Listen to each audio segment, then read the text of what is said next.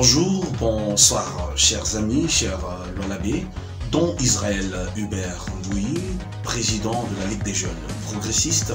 Je reviens encore ce soir en guise de vous éclairer, de vous donner plus de lumière sur la situation, sur ce que se déroule en ce net moment dans ma province, le Lualaba.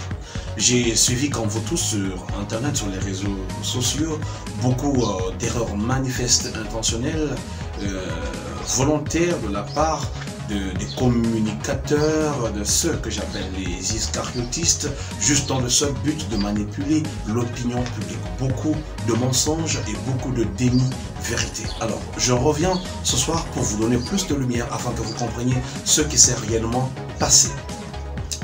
La présidence de la République, disons l'institution présidence de la République, quand il y a un programme, le président reçoit d'une manière officielle. Ça se passe soit par invitation, c'est le président qui t'invite à venir répondre sur tel ou tel autre dossier, ou soit tu introduis une demande de venir voir le président sur dossier X ou dossier Y.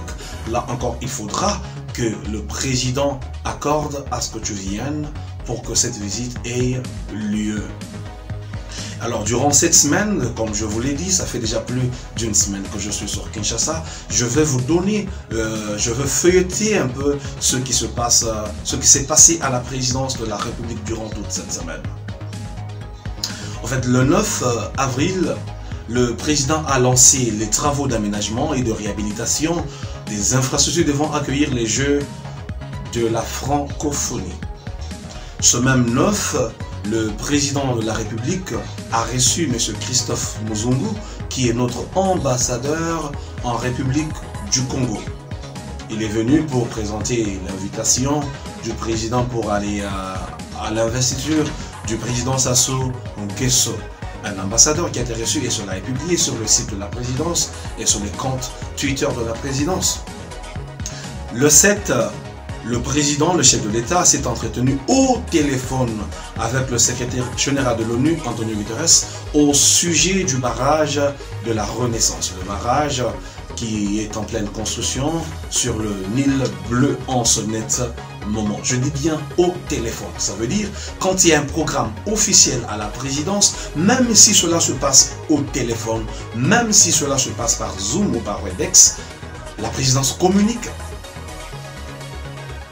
Et le 6, le président a inauguré le musée dédié à Simon Kimbangu Akamba.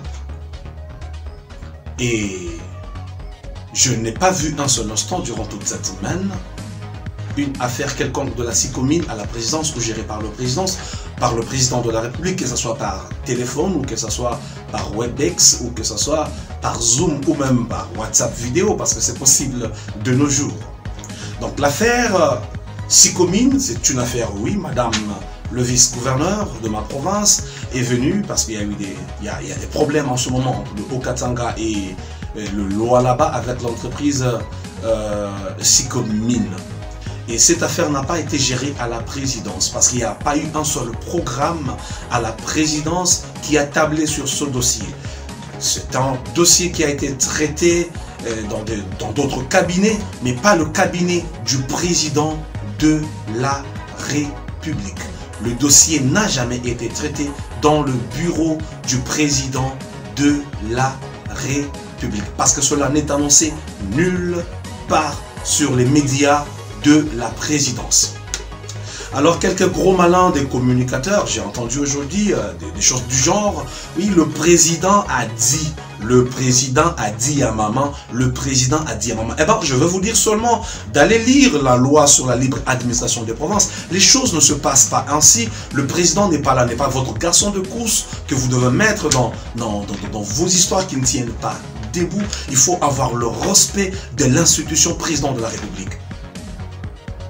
Ce sont de gros mensonges et entre autres des demi-vérités parce que réellement peut-être que le président a eu un appel téléphonique privé peut-être juste pour le saluer, Monsieur le Président, c'est moi, Don Israël, le président de la Ligue des jeunes progressistes. J'ai appelé juste pour vous saluer et vous présenter mes civilités, comme je suis de passage à Kinshasa. C'est possible si j'ai des affinités avec le président.